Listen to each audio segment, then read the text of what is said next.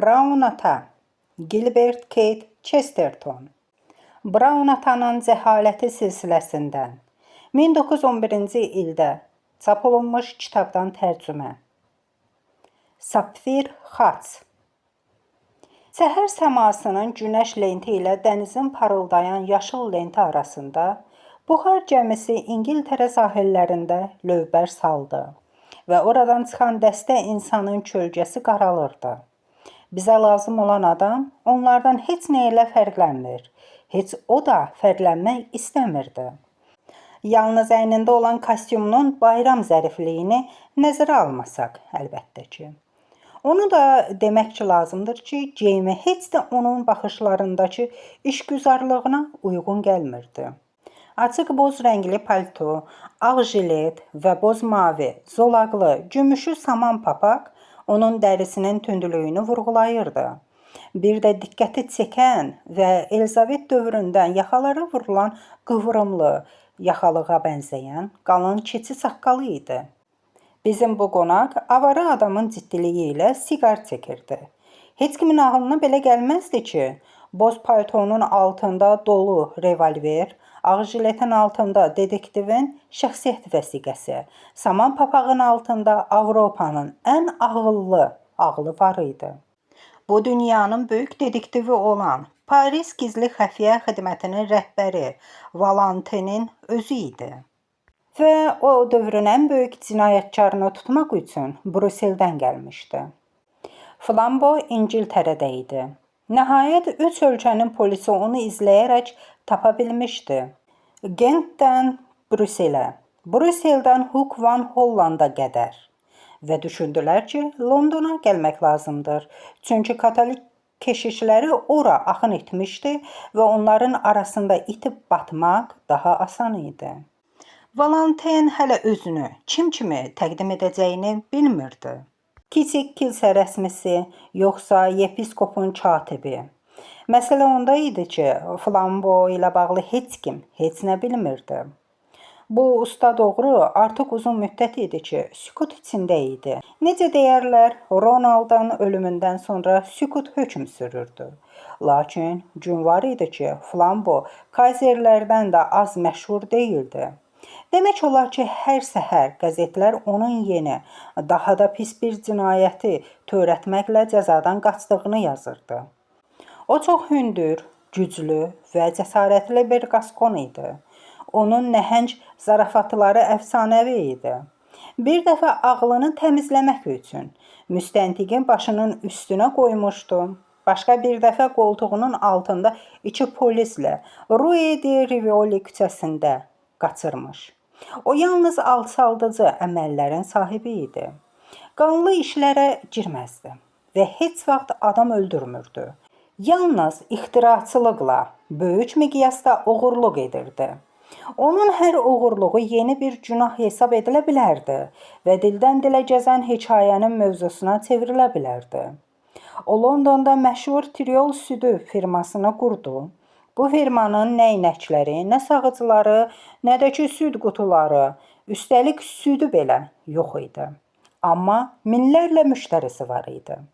Onlara çox sadə xidmət göstərirdi.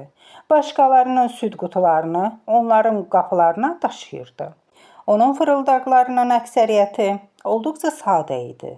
Deyirlər ki, o bir gecədə kimisə tələyə salmaq üçün bütün bir küçədəki evlərin nömrələrini rəngləmişdi. Səyyar poçt qutusunu icad edəndə o idi. Kiminsə ora bağlama və ya pul atacağına ümid edirdi. O əla akrobat idi. Uzun boyuna baxmayaraq çəyirtkə kimi tullana və meymun kimi ağaca dırmaşa bilirdi. Buna görə də onun izinə düşən Valentin çox yaxşı başa düşürdü ki, cinayətkarı tapmaq hələ son deyil. Bəs onu necə tapmaq olar? Məşhur detektiv indi məhz bunu düşünürdü. Flambo məharətlə qrimlənib, adamları qarışa bilərdi.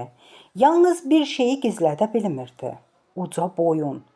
Əgər Valentinin iti gözü hündür tərəvəz satıcısına, cəsur əskərə və ya hətta əzəmətli hersaginaya dikilmiş olsaydı, onları dərhal saxlayardı. Lakin rastlaşdığı hər kəs maskalanmış flamboya, maskalanmış pişiğin zürafəyə bənzədiyi kimi bənzəyirdi. Gəmidə o hər kəsi izlədi. Nəzərdən keçirib tərəzidə ölçdü. Kupesində onunla yalnız 6 nəfər yoldaş oldu. Londona gedən kök dəmir yolçu, 3-cü stansiyada minən 3 alçaq boylu bağban, Essex şəhərindən balaca dul qadın və Essex kəndindən çox alçaq boylu keşiş. Dediktiv ona çatanda əlini yellədi və az qala güləcəkdi. Balaca keşiş bu darıxdırıcı yerlərin mahiyyətini təcəssüm etdirirdi. Şimal dənizi kimi gözləri rəngsiz idi. Üzünə baxanda isə istər-istəməz Norfolk xalqına köftə deyildiyini xatırladı. O hansısa bağlamalarla çobalayırdı. Əlbəttə ki, kilsə konqresi bir çox keşişi kənd yuxusundan oyatmışdı.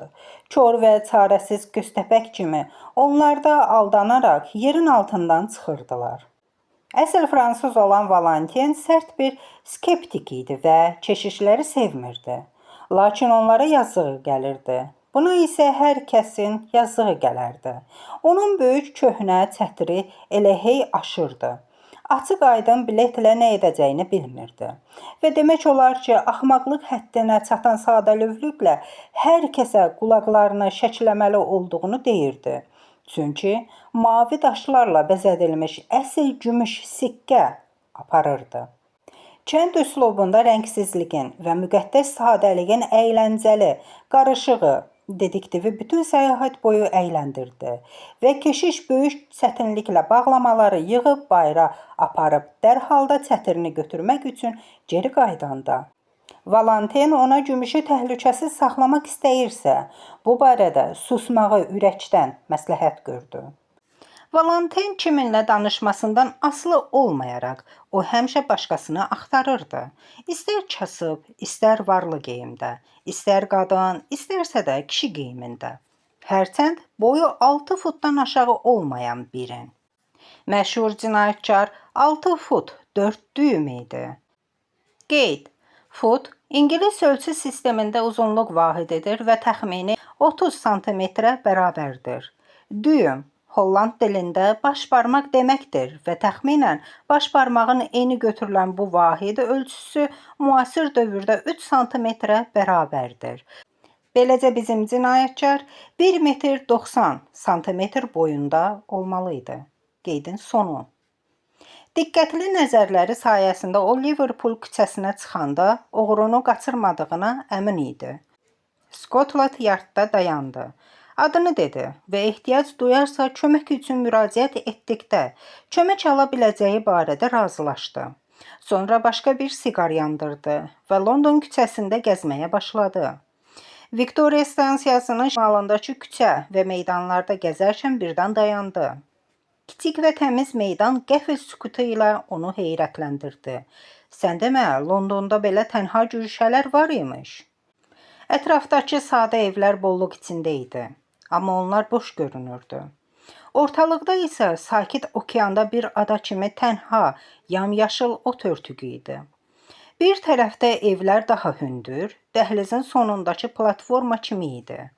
Və onların səliqəli sırası birdən və Londona çox bənzər tərzdə restoranın pəncərələri ilə qırılırdı. Bu restoran Sohodan buraya gəlmiş kimi görünürdü. Ətrafdakı hər şey, dipçək ağacları və ağ limon rəngli, zolaqlı pərdələri diqqəti cəlb edirdi. Ev dar London tərində idi. Giriş çox hündürdə yerləşirdi. Pilləkənlər isə çox dik idi. Valentin dayandı, siqar yandırdı və zolaqlı pərdələrə uzun müddət baxdı. Möcüzənin ən qəribəsi elə onların baş verməsidir. Buludlar bir yerə toplanıb hansısa rəsmə bənzəyir. Nə edəcəyinizi düşündüyünüz an ağac sual işarəsi kimi əyilir. Nelson qələbə anında ölür və hansısa Williams tərəfindən Williamsonu öldürür, hansı ki intihara bənzəyirdi. Bir sözlə, həyatda nağıllarda olduğu kimi təsadüflər olur, amma nəsr adamları onları nəzərə almırlar. Edgar Allan Poe'nun bir vaxtlar qeyd etdiyi kimi, müdriklik gözlənilməzliyə əsaslanmalıdır. Aristide Valentin əsl fransız idi və fransız ağlı isə ağıl idi. Başqa heç nə. O düşünən maşın deyildi. Çünki bu sözlər qanadsız fatalizmin axmaq məhsuludur. Maşın maşındır, çünki düşünə bilmir. O saat düşünən insan idi və onun ağıllı, aydın və sağlam düşüncəsi var idi. Hamı üçün möcüzəvi görünən qələbələrinin zəhmətinə və sadə, aydın fransız düşüncəsinə borclu idi. Valentin ağlın nə olduğunu bilirdi və buna görə də ağlın hüdudlarını bilirdi. Yalnız mühərriklər haqqında heç nə başa düşməyən biri benzinsiz sürməyə çalışardı. Yalnız ağıl haqqında heç nə başa düşməyən biri möhkəm, mübahisəsiz təməl olmadan düşünməyə çalışardı. İndi heç bir təməl yox idi. O, Norveçdə Flambonu qaçırmışdı. Amma burada, Londonda istənilən maskanı geyinib, Wimbledondan çıraq geyinmiş bir axmaqdan tutmuş, Metropol otelində əylənən idmançıya qədər hər kəs ola bilərdi. Valentin heç nə bilmədiyi zaman öz metodunu tətbiq edirdi. Gözlənilməzliyə güvənirdi. Əgər rasional bir yolla gedə bilmirdisə, diqqət və inadla ağlına zid hərəkət edirdi. Getməməli olduğu yerə gedirdi. Banklara, polis bölmələrinə və ya əyləncə məkanlarına getmirdi. Yox, getməməli olduğu yerə gedirdi. Boş evlərin qapısını döyür. Çıxılmaz küçələrə dönürdü. Zibil yeşiklərinin üstündən hoppanıb, çəpərə aşaraq xiyabanlara keçirdi. Küçələri dolaşıb fırlanırdı. Dəli hərəkətlərini olduqca rasional şəkildə izah edirdi. Əgər açarınız varsa, bunu etməyin. Amma yoxdursa, belə edin. Dediktivin diqqətini çəkən hər hansı bir qəribəlik cinayətkarın da diqqətini çəkə bilərdi. Haradansa başlamalısınız. Niyə başqasının dayana biləcəyi yerdə başlamayasınız? Dik pilləkənlərlə restoranın sakit rahatlığında qeyri-adi bir şey var idi. Romantik instinkti ilə Valentin bunun dayanmaq üçün yaxşı bir yer olduğunu hiss etdi. Pilləkənlərdən yuxarı qaçdı. Pəncərənin yanında oturdu və qara qəhvə istədi. Artıq səhər yeməyinin vaxtı keçmişdi və o hələ səhər yeməyi yeməmişdi. Masaların üstündəki başqalarının yemək qalaqları ona ac olduğunu xatırlatdı. Az qaynadılmış, sarı, yumuşaq olan yumurta sifariş etdi və Flambo haqqında düşünərək fikri dağınıq halda qəhvəsinə şəkər qoydu. Flambonun qaçmaq üçün bir dəfə qayçıdan, bir dəfə yanğından, bir dəfə mühürlənmiş poçt məktubundan necə istifadə etdiyini və bir dəfə də xəyali kometaya baxmaq üçün teleskopun ətrafına necə izdiham topladığını xatırladı. Valentin özünü Flambodan daha axmaq hesab etmirdi və haqlı idi, amma mövqeyinin mənfi cəhətlərini çox yaxşı başa düşürdü. Cinayətkar yaradıcıdır, dediktiv isə tənqidçi. Öz-özünə dedi və acı təbəssümlə fincanını dodaqlarına yaxınlaşdırıb tez də indirdi. Qəhvə duzlu idi. Duzu götürdüyü qaba baxdı. Bu, adi şəkər üçün nəzərdə tutulmuş qab idi. Şəkər qabına duz qoyduqlarına görə təəccübləndi və duz qabının olub-olmadığını yoxlamaq üçün baxdı. Masanın üstündə ağzına qədər doldurulmuş 2 ədəd var idi. Onları yoxladı. Şəkər ilə doldurulmuşdu. Parıldayan baxışları digər masalarda gəzdi. Duz və şəkəri dəyişdirən zarafatçının incə zövqünün təzahürü də var idimi? Hər şey səliqəli və qonaqpərvər idi. Açıq rəngli divar kağızındakı tündüləkədən başqa. Valentin süfrəçini çağırdı. Saçları dağınıq və yuxulu süfrəçi masaya yaxınlaşdı və dediktiv, sadə, mənası olmayan zarafatı qiymətləndirərək ona şəkərin dadına baxmaq, müəssisənin nüfuzuna uyğun olub-olmamadığını soruşdu. Süfrəçi dadına baxdı. İçini çəkərək oyandı. Zarafatlarınız həmişə bu qədər incədirmi? Valentin soruşdu. Belə zarafatlardan bezmədinizmi? Onun dediyi sözlər süfrəçiyə biraz geç çatdı. və çatanda ucadan çəkiləyərək nə özünün, nə də restoran sahibinin belə bir şeyi nəzərdə tutmadığını israr edərkən, yəqin ki, işçilərin səhv saldığını deyərək şəkər qabını götürüb yoxladı. Sonra da duz qabını götürüb yoxladı. Hər yoxladıqca da təəccüblənirdi. Sonunda tez üzr istəyib qaçdı və restoran sahibini gətirdi. O da şəkər və duz qabını yoxlayıb təəccübləndi. Birdən süfrəçinin yadına nəsə düşdü və o öz sözlərini boğula-boğula dedi. Bəlkə o həmin keşişin işidir. Həmin o 2 nəfər. Deyə süfrəçi sahibin yadına salmağa çalışdı. Divara şorba tökənlər. Divara şorba tökənlər? Valentin bunun İtalyan atalar sözü olduğunu düşünərək soruşdu. Bəli, süfrəçi divardakı tünd ləkəni göstərərək həyəcanla davam etdi. Sadəcə götürüb tökdülər. Valentin restoran sahibinə baxdı. O da daha ətraflı məlumat verdi. Bəli, ser, dedi. Elədir ki, var. Amma düşünürəm ki, şəkər və duzun bununla yəqin ki, heç bir əlaqəsi yoxdur. Səhər tezdən idi. Biz pərdələri yenicə qaldırmışdıq ki, 2 keşiş içəri girib bulyon sifariş etdilər. Onlar sakit və tərbiyəli görünürdülər. Hündür boylu pulunu ödəyib getdi. Digəri isə bağlamaları ilə çobalayırdı. O bir qədər, necə deyim, yöndəmsiz idi. Sonra o da qapıya tərəf getdi, amma birdən geri dönüb fincan götürərək şorabanı divara tökdü. Mən arxa otaqda idim. Qaçdım, gəldim və gördüm divarda ləkə var. Keşiş isə yoxdur. Bu kiçik itkidir, amma əsl həyasızlıqdır. Mən onun arxasınca qaçdım, amma çata bilmədim. Onlar Karstayz küçəsinə döndülər. Valentin artıq yerindən sıçramışdı. Papağını geyib əsasını götürdü. O başa düşdü ki, cəhalətin qaranlığında bir qədər qəribə görünən ilk işarənin izləmək lazımdır. Sikkələr hələ masaya dəyməmişdən, şüşə qapı çırpılmamışdan əvvəl dediktiv artıq tini dönərək küçə ilə qaçmışdı. Xoşbəxtlikdən hətta elə çarəsiz anlarda belə o heç vaxt soyuqqanlılığını itirmirdi.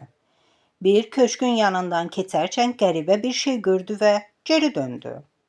Mağaza yaşıl rəngdə idi. Açıq vitrində meyvə, tərəvəzlər yığılmışdı. Üstündə də qiymət etiketləri. Ən böyük cərgələrdən bir yığın qoz və narinci piramidası ucalırdı. Qozların üstündə kardonda mavi rəngdə böyük hərflərlə yazılmışdı. Dadlı narincilər, ikisi 1 peniyə. Narincilərin üstündə isə ən yaxşı Braziliya qozu, 1 futu 4 pensiyə.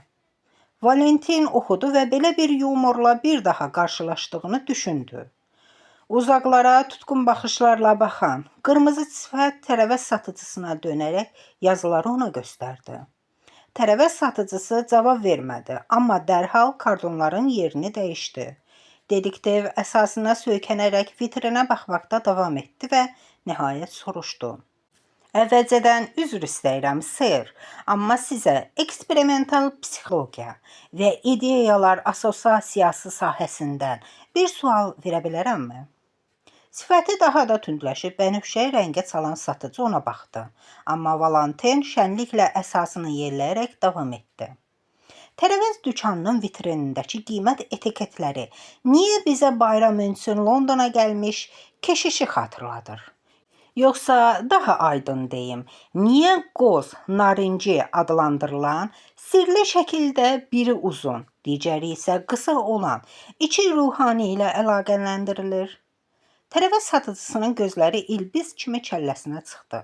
Sanki bu dəqiqə həyasız adamın üstünə atılacaqdı. Amma o sadəcə qəzəblə mızıldandı. Sizə nə? Bəlkə siz də onlarla əl versiniz? Onda onlara birbaşa deyin. Keşişdir ya nədirsə onlar. Əgər bir də almalarımı yerə töksələr, sümüklərini sındıracağam. Həqiqətənmi? Dediktiv onun dərdinə şərik olmağa çalışdı. Almalarınızı yerə tökdülərmi? Hamısı o qısanın işidir, deyə tərəvəz satıcısı həyəcanlandı. Almalarımı küçə ilə aşağıya doğru yuvarlandırdı. Mən onları yığmağa çalışarkən də o çıxıb getdi. Hara? Deyə Valentin soruşdu. İkinci tindən sola. Orada meydan var. Tərəvəz satıcısı tez cavab verdi. Təşəkkür edirəm. Valentin deyib pəri kimi uçub getdi.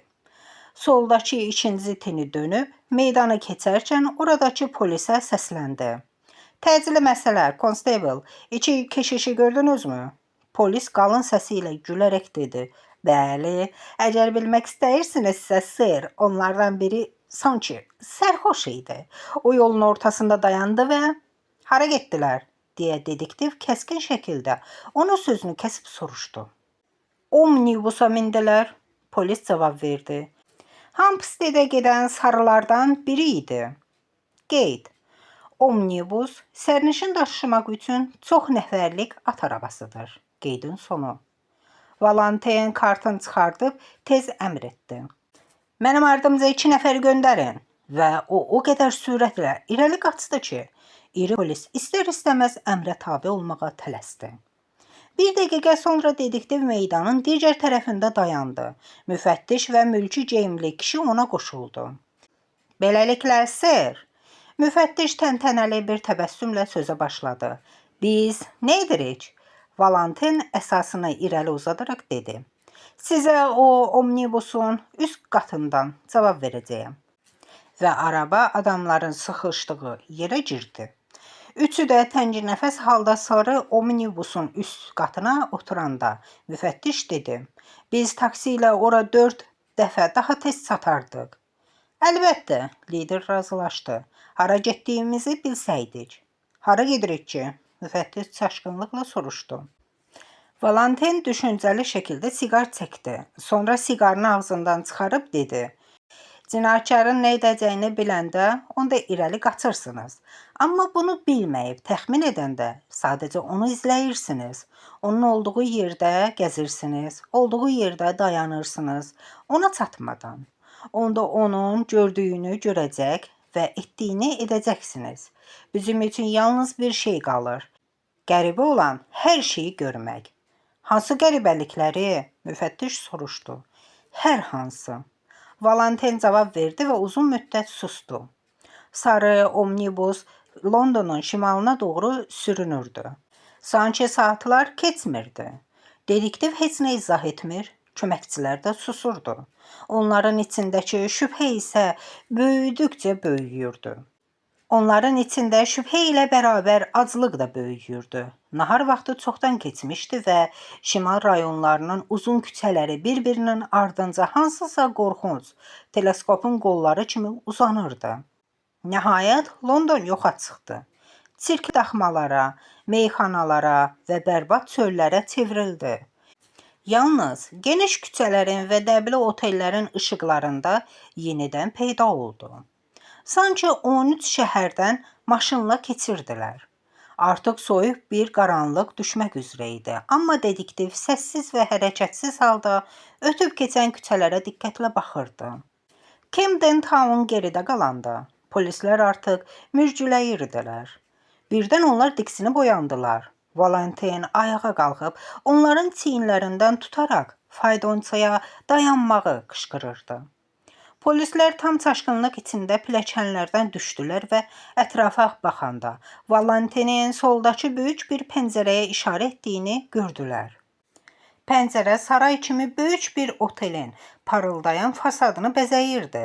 Lövhədə yazıldığına əsasən burada otelin restoranının yemək otağı idi. Binanın bütün pəncərələri buzlu, naxışlı şüşədən idi. Yalnız həmin pəncərənin ortasında, sanki buz üstündəki kimi bir deşik var idi. Nəhayət, Valentin əsasını yelləyərək ucadan dedi. Sınıq pəncərə, budur açar. Hansı pəncərə, hansı açar? Polis qəzəbləndi. Bunun bizimlə əlaqəsi olduğunu necə sübut edə bilərsiniz? Valentin qəzəbdən azla bambukdan olan əsasını sındıracaqdı. Bunu necə sübut edə bilərəm? Deyə qışqırdı. Aman Allahım, o sübut axtarır. Çox güman ki, bunun heç bir əlaqəsi yoxdur. Bəs başqa nə etməliyik? Başa düşmürsən ki, hətta ən inanılmaz təsadüfdən belə istifadə etməliyik? Ya gedib yataq? Restorana doğru cumdu. Polislər də onun ardınca. Üçü də masada oturub dayanmadan pəncərədəki ulduz deşiyə baxaraq gecikmiş səhər yeməyinə başladılar. Demək lazımdır ki, indi də heç nə onlara aydın değildi. Görürəm ki, pəncərənizi kimsə qırıb. Yeməyinin pulunu ödəyən dedektiv süfrəçidən soruşdu. Bəli, ser, süfrəçi onun ödədiyi pulu diqqətlə sayaraq cavab verdi. Ona qalan çay pulu çox idi və dikələrək gözə çarpacaq dərəcədə canlandı. Düz deyirsiniz, ser, dedi. Durduğumuz yerdə işə düşdük, ser. Nə baş verdi? Dedektiv bicanə şəkildə soruşdu. İki keşiş gəldi. Süfrəçi danışmağa başladı. Bu günlərdə şəhərdə çoxlu keşiş var. Bəli, onlar gəldilər və səhər yeməyi yedilər. Pulu ödəyib getdilər. Digəri isə bağlamaları ilə nəsə çobalayırdı. Səhər yeməyi ucuz idi, amma qiymətin demək olar ki, 4 qatını ödəmişdilər. Pulu çox ödədiniz, dedim. Amma o qapının ağzında dayandı. Sakitcə, doğrudanmı? Soruşdu. Hesabı götürüb ona göstərmək istəyirdim ki, az qala yıxılacaqdım. Niyə? Dedektiv tez soruşdu. Hesabda 4 şilling yazıldığına hər şeyə and içərdim. Amma sonra baxanda 14. Bu necə ola bilərdi? Belə, Valentine astaca ayağa qalxaraq ucadan dedi. Bu zaman onun gözləri ot tutub yanırdı. Bəs sonra? O qapının ağzında dayandı və dedi. Bağışlayın, yəqin səhv başa düşmüşəm. Eybi yox, qoy pəncərənin xərc olsun. Hansı pəncərə? Soruşdum. Sındıracağım pəncərəni, dedi və çətri ilə vurdu. Dinləyənlər içlərini çəkdilər. Müfəttiş sakitcə soruşdu. Biz dəlinin dalınca qaçırıq? Süfrəçi gülməli hekayədən zövq alaraq davam etdi. Mən eləcə orada durub qaldım, heç nə başa düşməyərək. Osa qaçıb hündür olana çatdı və onlar tini dönüb Bullock Streetə qaçdılar. Mən onların arxasınca bacardığım qədər sürətlə qaçdım, amma heç yerdə tapmadım. Onlar yoxa çıxdılar. Bullock Street, deyə dedektiv qışqırdı və təqib etdiyi sirli cütülük qədər sürətlə küçə ilə qaçdı. İndi təqibçilər çılpaq kərpic divarın arasından, sanki tuneldən keçirmiş kimi sürətlə hərəkət edirdilər. Küçə lampaları və işıqlı pəncərələr az idi. Sanki dünyadakı hər şey onları arxa çevirmişdi. Qaranlıq artıq çökmək üzrə idi və hətta bir London polisi olaraq onların hara gedib çıxacaqlarını anlamaqda çətinlik çəkirdilər. Lakin müfəttiş gec-tez Hempstead çəmənliyinə çatdıqlarına şübhə etmirdi. Birdən mavi qaranlıqda qabarıq, işıqlı pəncərə illüminator kimi parıldadı və Valentin şirniyyat köşkünün bir addımlığında dayandı. Bir anlıq tərəddüddən sonra şirniyyat köşkünün rəngarəng dünyasına qərq oldu. Piştaxtaya yaxınlaşdı və bütün ciddiliyi ilə 13 şokolad siqarını seçdi. O söhbətə necə başlayacağını düşünürdü ki, heç buna ehtiyac olmadı. Yaşlı, lakin qoca olmayan, sümükləri görünən arıq qadın yeni gələnə darıxdırıcı təəccüblə baxırdı. Amma qapıda müfəttişin mavi formasını görəndə özünə gəldi. Yəqin ki, bağlama üçün gəlmisiniz? Deyə soruşdu. Mən onu göndərdim. Bağlama? Valentin təkrarladı. Təəccüblənmək növbəsi indi onun idi. Bəli, onu adam qoyub getdi. Keşiş idi, deyəsən. Allah xatirinə, Valentin irəli əyilərək qışqırdı. Onun qızğın səbir kasası artıq dolmuşdu. Allah xatirinə, mənə danışın hər şeyi. Yaxşı. Qadın tərəddüdlə danışmağa başladı. Bura 2 keşiş gəldi. Təxminən yarım saat olar. Onlar nanə pastellərindən aldılar. Oradan, buradan biraz danışdılar və sonra çəmənliyə tərəf getdilər. Birdən onlardan biri geri qaçıb gəldi və bağlamanı burada qoymadın mı? Soruşdu. Mən ora-bura baxdım, heç yerdə yox idi.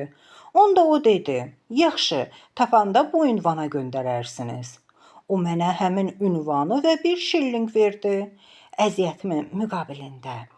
Mən hər yeri axtarmağı düşünürdüm, amma sonra o getdi və budur, Bağlama tam burada idi. Mən də onu həmin ünvana göndərdim.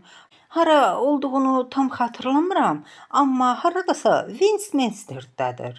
İndi isə düşündüm ki, həmin bağlamada vacib bir şey olmalıdır ki, ona görə də polis gəlib. Düz deyirsiniz, Valentin tez dedi. Çəmənlik yaxındadır. Düz getsəniz 15 dəqiqəlik piyada yoldur, qadın dedi. Tam darvazanın önünə çıxacaqsınız. Valentin mağazadan tullanıb irəli qaçdı. Polislər də istər-istəməz onun ardınca qaçdılar.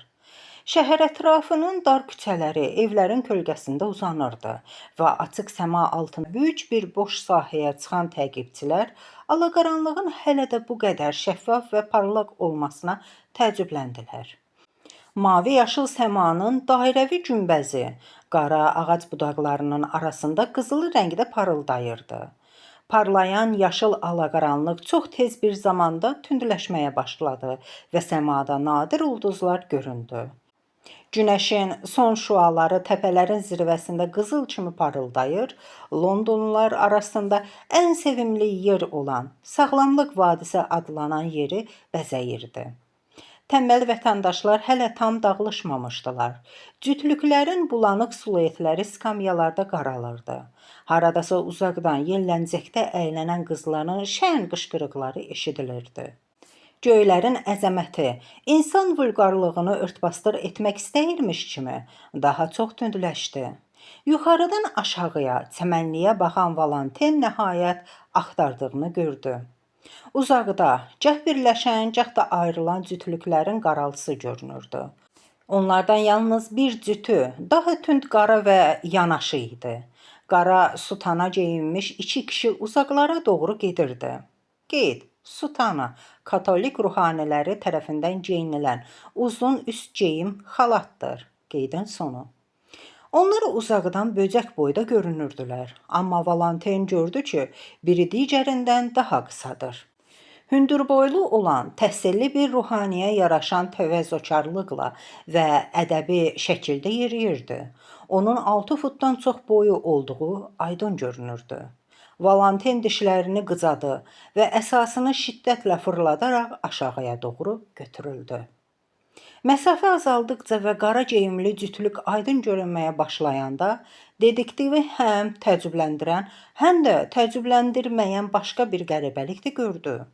Hündürboylu kişi kim olurdusa olsun, Valentin balaca boylu kişini tanıdı. Bu, onunla birlikdə gələn yol yoldaşı, eksesdən olan yöndəmsiz keşiş idi. Hansına ki məsləhət görmüşdü bağlamalarına daha yaxşı diqqət etsin. İndiyə qədər hər şey aydın idi. Dedektivə Essexdən olan Brown adlı bir keşişin xarici ruhanilərə göstərmək üçün Londona safirlə bəzədilmiş dini müqəddəs gümüş xaçı gətirdiyini demişdilər.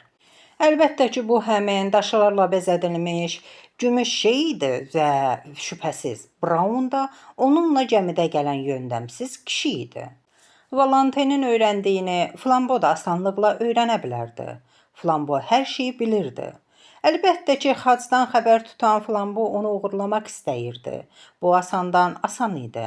Əlbəttə ki, öz bağlamaları və çətri ilə gəzən, keşişi aldatmaqdan asan Flambo üçün nə ola bilərdi ki?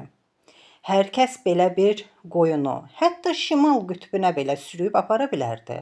Çox bacarıqlı aktyor olan Flambo üçün onu bu çəmənliyə sürükləyib gətirmək çətin deyildi. Bura qədər hər şey aydın idi. Hətta dedektiv çarəsiz keşişə yazığı gəldi və belə etibarlı bir qurbanı yoldan çıxarmış Flamboya demək olar ki, nifrət edirdi. Yaxşı, bəs onun qələbəsinə səbəb olan qəribə hadisələr nə idi? Nə qədər düşündüsə də, nə qədər beynində çək-çevir etdisə də, heç bir məna tapa bilmədi. Xaçın uğurlanması ilə divar kağızındakı şorba ləkəsinin nə əlaqəsi var idi? Qarışıq salınmış qiyməti etiketləri, sınıq pəncərə üçün əvvəlcədən ödəniş, yolun sonuna çatmışdı, amma ortasında nə isə qaçırmışdı. Bəzən çox nadir hallarda olsa da, Valentin cinayətkarı əldən buraxırdı, amma açarı həmişə tapırdı. İndi isə cinayətkarı çatmışdı, amma açarı yox idi. Keşişlər təpənin yaşıl yamacında qara milçəklər kimi sürünürdülər. Görünür, onlar söhbət edə-edə hara getdiklərini görmürdülər. Amma onlar çəmənliyin ən vəhşi, ən sakit küncünə doğru gedirdilər. Təqibçilər onlara heç yaraşmayan, ovçunun ovunu tutmaq üçün etməyə məcbur oldular. Ağacdan ağaca gizlincə qaçdılar. Hətta qalın otların arasında belə süründülər. Bu yöndəmsiz manevrlər sayəsində ovçular ovuna çox yaxınlaşdılar və artıq səsləri eşidirdilər. Lakin yüksək uşaq səsinə bənzəyən birinin təkrarladığı ağıl sözündən başqa heç bir söz ayırd edə bilmədilər. Birdən onların yolu uçurumun üstündəki çolluqlar tutdu. Dediktivlər onları itirdilər və 10 dəqiqə gəzməli oldular. Ta ki günbəz formalı təpənin zirvəsindən keçərkən batan günəşin şüalarında gözəl, sakit bir mənzərə gördülər. Bir ağacın altında köhnə skamyada keşişlər oturub ciddi söhbət edirdilər. Qaranlıq üfüqdə yaşıl və qızılı rənglər hələ də parıldayırdı. Səmanın mavi-yaşıl günbəzi tünd göy rəngə çevrildi və səpələnən ulduzlar böyük almazlar kimi parıldadı. Valentin köməkçilərinə işarə etdi.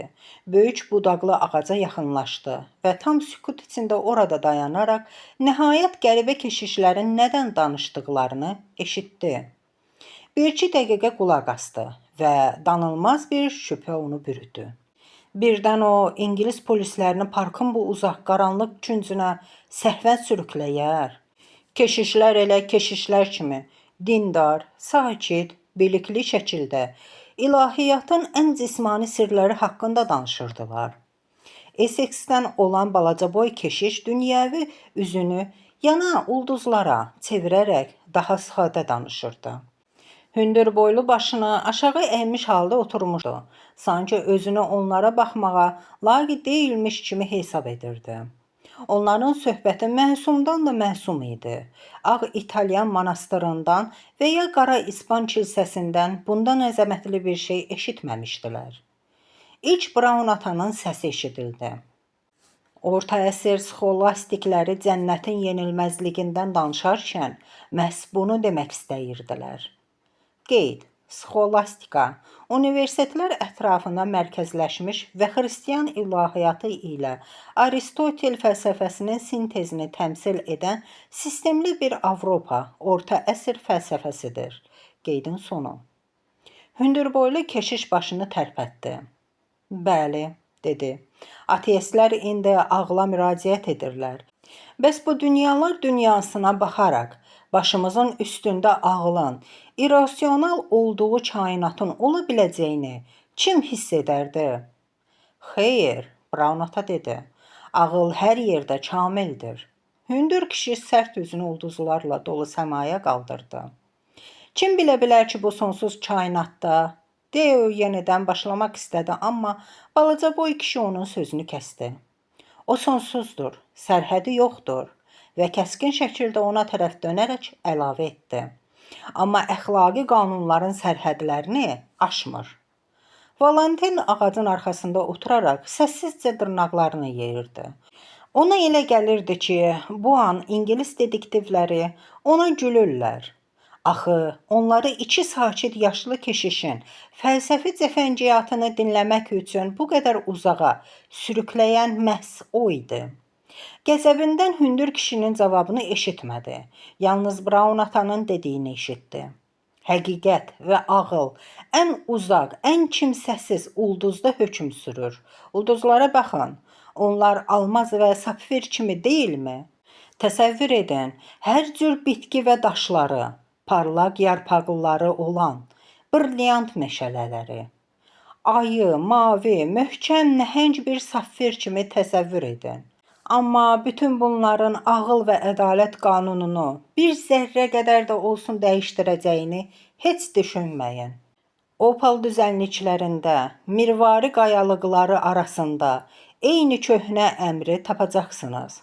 Oğurluq etmə. Valentinin bütün bədəni çeyimişdi. Ona görə ayağa qalxıb sakitcə çıxıb getmək istəyirdi. Həyatında ilk dəfə belə axmaqlıq etmişdi. Amma hündür kişi qəribə şəkildə susurdu və dedektiv istər-istəməz qulaqlarını şəklədi. Nəhayət uzun boylu, başını daha da aşağı salıb, əllərini dizlərinin üstünə qoyaraq olduqca sadə bir şəkildə dedi. Yenə də inanıram ki, başqa dünyalar bizim anlayışımızdan üstün ola bilər. Göylərin sirləri anlaşılmazdır və mən başımı əyirəm. Və başını qaldırmadan, intonasiyasını dəyişdirmədən əlavə etdi. Mənə o xaçı verin. Biz burada təkik və mən sizi ət parçası kimi tikə-tikə edə bilərəm. Nə duruşunu, nə də tonunu dəyişməməsi bu sözləri daha da dəhşətli səsləndirdi. Lakin Brown ata heç tərpənmədi. Axmaq üzün ulduzlara çevirib dayanmışdı. Bəlkə də onun nə dediyini başa düşməmişdi. Ya qorxudan donub qalmışdı. Bəli, hündür kişi hələ də sakit səslə deyirdi. Bəli, mən Flamboyam. O fasilə verdi və sonra əlavə etdi. Yaxşı, mənə xaçı verərsiniz? Xeyr, Brown ata dedi və bu tək hecalı söz sükut içində qəribə səsləndi. Flambonun saxta təvəzzökarlığı yox oldu. Böyük oğru skamyanın arxasına kürəyin söykədi və yumuşaq, lakin çobud şəkildə güldü. Verməyəcəksiniz, dedi. Əlbəttə ki, verməyəcəksiniz. Əlbəttə ki, verə bilməyəcəksiniz. Bilirsinizmi niyə? Çünki o cibimdədir. Kiçik kənd keşişi üzünü ona çevirdi. Hətta alaqaranlıqda belə onun üzündəki çaşqınlıq aydın görünürdü. O, həyəcan və ehtiyatla, sanki tabeliyində olan bir şəxsdən soruşurmuş kimi soruşdu. Siz əminsiniz? Flambo sevinclə güldü. Yaxşı, sizinlə drama ehtiyac yoxdur, deyə qışqırdı. Bəli, hörmətli İsveçli, əminəm. Mən saxta bağlama hazırladım. İndi kağız sizdədir, daşlar isə məndə. Köhnə bir hiylədir, Brown ata. Çox köhnə bir hiylə. Bəli, Brown ata hələ də qorxaq və qəribə bir şəkildə saçlarını hamarlayaraq dedi. Mən bunu eşitmişəm. Cinayət kralı qəfil maraqla ona tərəf əyildi. Kim? Siz? deyə soruşdu. Bunu siz haradan eşidə bilərsiniz? Adını sizə deməyə ixtiyarım yoxdur. Brown ata sadəcə dedi. Başa düşürsünüz, o tövbə edib. O 20 il belə yaşayıb. Bağlamaları və paketləri dəyişdirə-dəyişdirə. Sonra sizdən şübhələnəndə o yazdığı yadıma düşdü. Şübhələnəndə? Cinayətkar təkrarladı. Həqiqətən sizi belə ucqar bir yerə hansı səbəbdən sürüklədiyimi başa düşdünüz? Bəli. Brown günahkarcasına dedi. Sizdən dərhal şübhələndim. Başa düşürsünüz, sizin biləyiniz qandallardan zədələnib. Ah, lənət olsun, Flambo qışqırdı. Qandalları haradan bilirsiniz? Kilsəyə gələnlərdən. Brown ata qaşlarını təvəzzökarlıqla qaldırıb cavab verdi. Hartlepolda xidmət edərkən orada 2 nəfərin əlləri belə idi. Ona görə də sizdən şübhələndim və qərara gəldim ki, xaçı xilas edim. Bağışlamalısınız, amma mən sizi izləyirdim. Bağlamanı dəyişdirəndə də gördüm. Mənsə onu yenidən dəyişdirdim və göndərdim. Göndərdiniz? Flambo təkrarladı və ilk dəfə onun səsində qələbədən başqa hisslər səsləndi. Bəli, göndərdim. Keşiş sakitcə cavab verdi. Köşkə qayıtdım və bağlamanı qoyub qoymadığımı soruşdum. Əgər tapılsa, göndəriləcək ünvanı onlara verdim. Əlbəttə ki, əvvəl bağlamanı orada qoymamışdım. Sonra qoydum. Satıcı da onu tapanda mənim arxamca qaçmadı. Birbaşa Westminsterə, dostuma göndərdi. Bunu da o yazdıqdan öyrənmişdim. O qatar stansiyalarında uğurladığı çantalarla eyni şeyi edirdi. İndi monastırdadır. Bilirsinizmi, həyatda çox şey öyrənmək olar. Deyir günahkarcasına qulağının arxasına qaşıyaraq sözünə davam etdi. Biz keşişlər nə edə bilərik ki? Gəlib danışırlar. Biz də Flambo artıq bağlamanı daxili cibindən çıxardıb parçalamışdı. İçində kağız və qurğuşun parçasından başqa heç nə yox idi. O yerindən sıçrayıb nəhəng əlini yellədi və qışqırdı. İnanmıram, inanmıram ki, belə bir balqabaq bütün bunları edə bilsin. Xaç sizdədir. Verməsəniz özüm alacağam. Biz burada təkik. Xeyr, Brown ata da ayağa qalxaraq sadəcə dedi. Siz onu ala bilməyəcəksiniz. Birincisi, o həqiqətən də məndə deyil. İkincisi, biz tək deyilik. Flambo yerində donub qaldı. O ağacın arxasında Brown ata dedi. Dünyanın iki güclü polisi və ən yaxşı dediktivi var. Niyə bura gəldiklərini soruşursunuz? Mən onları gətirdim. Necə? Yaxşı, istəyirsiniz sizə deyim. Tanrım bağışlasın, amma zibey kimi yerlərdə işləyəndə belə şeyləri gərək bilərsən. Başa düşürsünüz, sizin oğru olduğunuza əmin deyildim və qardaşım keşişi incitmək istəmirdim. Ona görə də sizi sınamağa başladım. Bir kişiyə duzlu qəhvə verəndə adətən o əsəbləşir. Əgər dözürsə, bu özünü ifşa etməkdən qorxduğunu göstərir. Mən şəkər qabına duz qabına isə şəkər tökdüm və siz dözdünüz. Əgər hesab lazım olduğundan daha yüksək olduqda, bu şübhəsiz ki, çaşqınlıq yaradardı. Buna baxmayaraq həmin məbləği heç nə demədən ödəyirsiniz. Bu, qalmaqaldan qaçmaq istədiyinizi göstərir. Mən sadəcə bir rəqəmi əlavə etdim və siz ödədiniz. Flambo pələng kimi onun üstünə hücum etmək istəyirmiş kimi dayanmışdı. Amma oğru hücum etmirdi. Heyranlıqla dayanıb nə baş verdiyini anlamağa çalışırdı. Belə, Brown ata ciddi dəqiqliklə izah etdi. Siz heç bir iz qoymursunuz. Kimsə qoymalıydı. Getdiyimiz hər yerdə bütün günü insanların bizim haqqımızda danışması üçün bir şey etdim. Çox zərər vermədim. Divara şorba tökdüm, almaları dağıtdım, pəncərəni sındırdım, amma xaçı xilas etdim. İndi Westminsterdədir. Qəribədir ki, siz eşək fitindən istifadə etmədiniz. Nə etmədim? Bunu eşitməməyiniz necə də yaxşı oldu? Keşiş gülümsədi. Bu çox pis bir şeydir. Bilirdim ki, bu qədər alçalmayacaqsınız. Belə olan halda hətta ləkələr belə mənə kömək edə bilməzdi. Dizlərim çox zəifdir. Nə danışırsınız? Flambo heç nə başa düşmədi. Ləkələr haqqında bildiyinizi düşünürdüm. Brown sevindi. Onda hələ çox pozulmamışsınız. Bəs siz bütün bu iyrəncliyi haradan bilirsiniz? Flambo qışqırdı. Yəqin ki, sadəlöv subay olduğum üçün, Brown ata dedi. Heç düşünmüsünüzmü ki, daim günahlar haqqında eşidən bir insan, dünyəvi şərlər haqqında heç olmasa biraz bilməməlidir? Düzdür, təkcə təcrübə deyil, həm də mənim vəziyyətimin nəzəriyyəsi mənə sizin keşiş olmadığınızı anlamağa kömək etdi. Hansı nəzəriyyə? Yorğun Flambo soruşdu. Siz ağla hücum edirdiniz. Brown ata cavab verdi. Bu pis ilahiyyatdır. Əşyalarını götürmək üçün döndü və alaqaranlıqda ağacların arxasından 3 kişi çıxdı. Flambo istedadlı biri idi və oyunun qaydalarını bilirdi.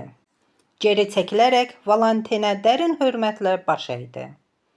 Mənə baş əyməyin, mon ami, Valentin cingiltili bir səslə dedi. Gəlin ikimiz də bizdən üstün olana baş əyək.